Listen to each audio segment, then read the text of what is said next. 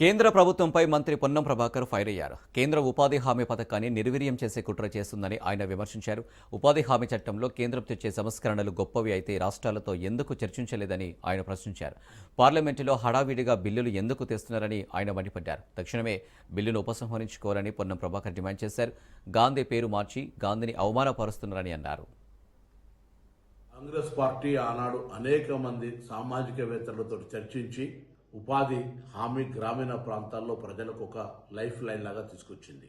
Bharatiya Janata party ఎన్నికల ఎజెండాలో దాన్ని ఇంకా పట్టణాలకు కూడా విస్తరిస్తామని చెప్పి ఈరోజు దానికి సంబంధించి పేరు మార్చడం ద్వారా రాక్షస ఆనందం పొందే ప్రయత్నం చేస్తూ ఉంది. అదేవిధంగా పని దినాలకు సంబంధించి పెంచినట్టే పెంచుతూ రాష్ట్రాల మీద భారం వేసే ప్రయత్నం చేస్తూ ఉంది. అన్నీ కలుపుకొని మహాత్మా గాంధీ రోజ్గార్ యోజనకు పేరు మార్చి విబిజీ రామ్జీ అని పేరు పెట్టడం వల్ల ఏం జరుగుతుందో అర్థం కావడం లేదు. ఇది పూర్తిగా గాంధీ గారిని అవమానపరిచినట్టే. జాతి పితను ఇప్పటికే గాడ్సే వారసులుగా మీకు ఒక పేరుంది. ఇంత పెద్ద కార్యక్రమం గ్రామీణ ప్రాంతాల్లో జరిగే విధంగా ఉపాధి పేదలకు ఒక అవకాశంగా ఉన్న ఈ కార్యక్రమం రూపురేఖలు మార్చడం ద్వారా, పేర్లు మార్చడం ద్వారా రాక్షసానందం పొందుతా ఉన్నారు కావచ్చు. తిరిగి కాంగ్రెస్ పార్టీ అధికారంలోకి వస్తుంది. తిరిగి జాతిపిత మహాత్మా గాంధీ గారి పేరు పెట్టుకుంటాం.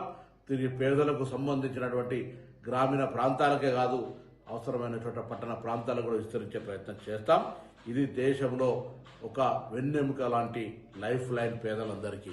అటువంటి పథకం పట్ల దోబూచలాట ఆడద్దని కోరుతూ, ఇది రాజ్యాంగానికి సంబంధించినటువంటి, అంటే మహాత్మా గాంధీ గారి పేరు తొలగించడం అంటే ఇది దేశ ప్రజలను అవమానపరిచినట్టే అనేటువంటి మాట సందర్భంగా తెలియజేస్తూ, దీనిపైన మహాత్మా గాంధీ గారి అభిమానులు ఈ భారతీయ జనతా పార్టీ కుట్రను గమని